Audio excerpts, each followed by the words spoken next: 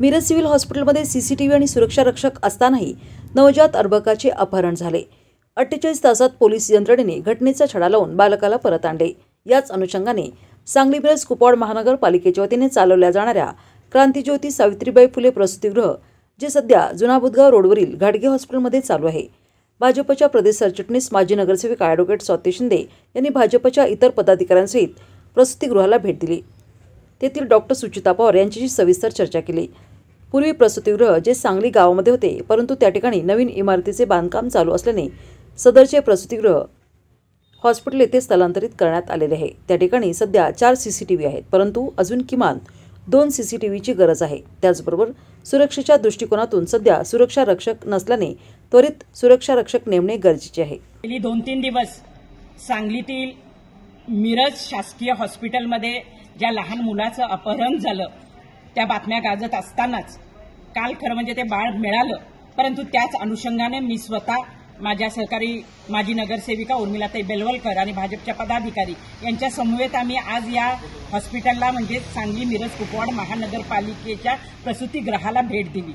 खरं म्हणजे हे प्रसूतीगृह पूर्वी हे गावामध्ये होतं, परंतु ज्या पूर्वीच्या जागेमध्ये आता नवीन कॉम्प्लेक्स बांधत असल्यामुळं आणि ती इमारत जुनी झाल्यामुळं त्या ठिकाणी नवीन इमारत बांधली जात आहे आणि त्या अनुषंगानं या इमारतीचं या दवाखान्याचं स्थलांतर घाटगे हॉस्पिटल या ठिकाणी झालेलं आहे। आज आम्ही या हॉस्पिटलला भेट दिली। त्या या हॉस्पिटलच्या प्रमुख वैद्यकीय अधिकारी आहेत त्या आमच्या डॉक्टर पवार मॅडम यांच्याशी आम्ही चर्चा केली। इथल्या सर्व कर्मचाऱ्यांशी चर्चा केली। एकंदर बघता इथला कर्मचारी वर्ग थोडाफार कमी आहे, त्याचप्रमाणे येथील आतल्या सोयी तसंच सीसीटीव्ही आणि इतर बाबींची पाहणी केली असता असं जाणवलं की अजून 2 सीसीटीव्हीची या ठिकाणी गरज आहे।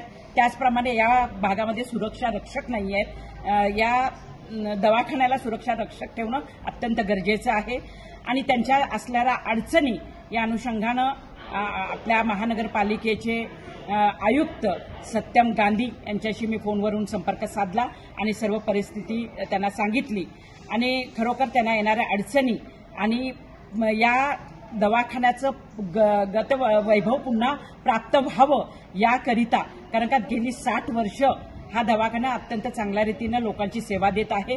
गोरगरीब लोकांसाठी कुटुंबासाठी हा फार मोठा आधार आहे, कारण का डिलिव्हरीसाठी अनेक महिला या ठिकाणी येत असतात। आता नैसर्गिक डिलिव्हरी इथं होते, परंतु लेप्रोस्कोपीसाठी त्याला दुसऱ्या दवाखान्यात पाठवलं जातं। येणाऱ्या काळामध्ये याच ठिकाणी लेप्रोस्कोपी होईल किंवा सर्जरी होईल याच्यासाठी आम्ही प्रयत्नशील राहणार आहोत। त्याचप्रमाणे जवळपास 1,500 ते 2,000 सोनोग्राफी वर्षाला या ठिकाणी होतात। तर असं अत्यंत चांगलं असं असणारं हे महापालिकेचं प्रसूतीगृह येणाऱ्या काळामध्ये अत्यंत चांगल्या रीतीने चालू राहावं, कारण का याचं नाव क्रांतिज्योती सावित्रीबाई फुले प्रसूतीगृह असं असल्याने त्यांना नावाला साजे असंच सेवा इथून पुरवली गेली पाहिजेत आणि त्यासाठी आम्ही प्रयत्न करणार आहोत।